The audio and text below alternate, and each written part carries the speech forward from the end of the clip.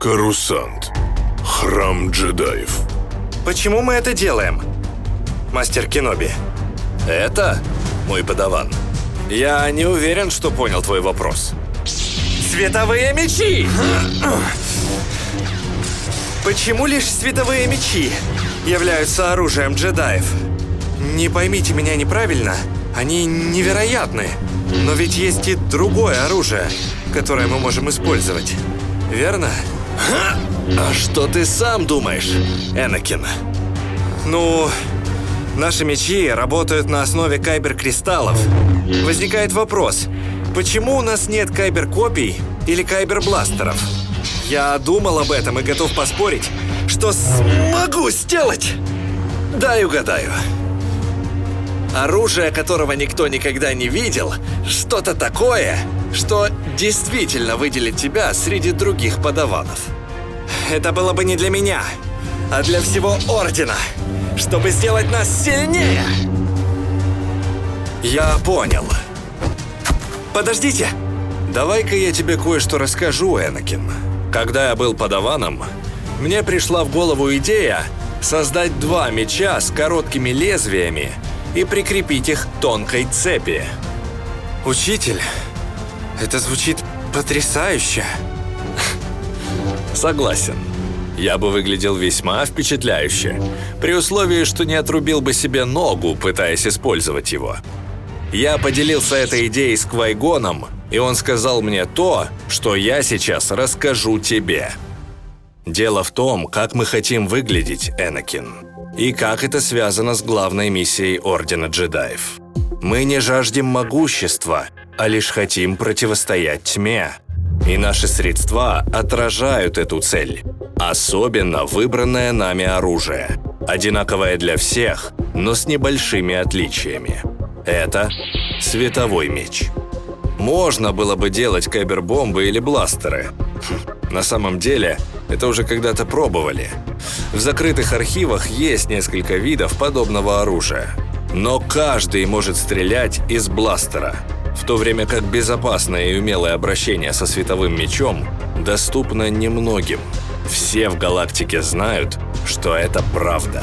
Мы хотим, чтобы наши противники понимали, что мы используем оружие, которое требует от нас четких намерений, хорошей подготовки и точности в каждом движении.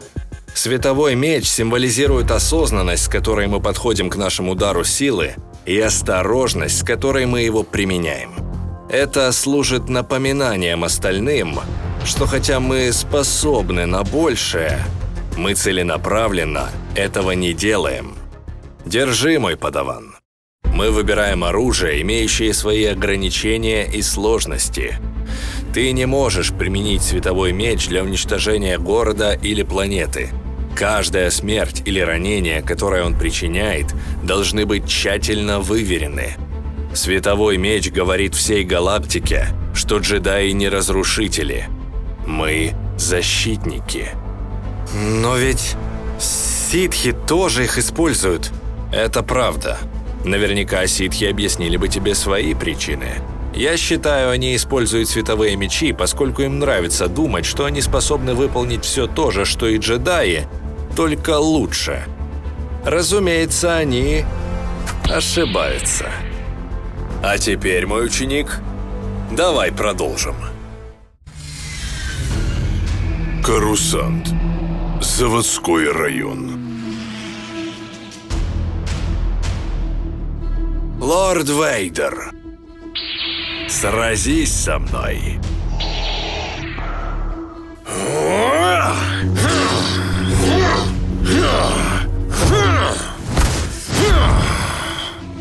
Ты дерешься как джедай.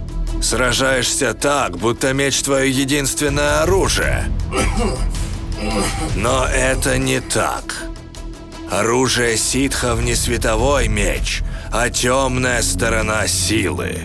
И темная сторона касается всего.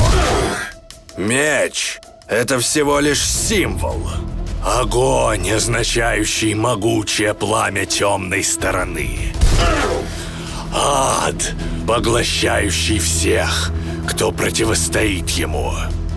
всех!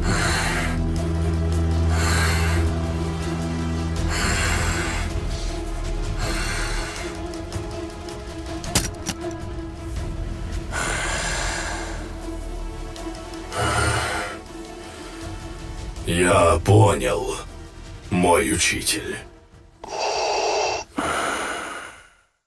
Таким образом, продемонстрировав простую, но эффективную технику использования силы, император указал на слабость своего ученика – зависимость от светового меча. Этот урок Вейдер запомнил на всю жизнь, поскольку он принципиально отличался от всего того, чему его обучали в Ордене. Хотя джедаи были не прочь использовать силу любыми способами, их приверженность ненасилию означала, что обычно они ограничивались относительно безобидными техниками, чтобы защитить себя и обезоружить своих противников. В отличие от них, ситхи всегда были готовы задействовать более разрушительные аспекты силы, и многие темные лорды регулярно применяли против своих врагов удушение и ситхские молнии. В дальнейшем Дарт Вейдер неоднократно использовал полученные знания в своих поединках, включая его дуэль с Люком Скайуокером в Облачном городе, когда он наглядно показал, что даже простые способности силы могут быть смертельно опасными, если ими владеет ситх. Преследуя своего сына в тоннелях Облачного города, Темный Лорд решил отказаться от прямого столкновения с Люком и вместо этого воспользовался силой, чтобы бросить ничего не подозревающего джедая, окружающее его оборудование. Беспомощный перед этой атакой, Люк растерянно махал световым мечом, пока один из предметов не разбил окно, после чего мощный поток воздуха выбросил его наружу. В последний момент, спасая себя от падения в шахту, Люк сумел зацепиться за край платформы. Едва не убив своего сына, Вейдер раскрыл истинную суть урока Императора о силе темной стороны. В отличие от Оби-Вана, который объяснял Энакину, что световой меч должен символизировать принцип самоограничения джедая, Сидиус научил Вейдера отбрасывать внутренние запреты и использовать все разрушительные возможности силы.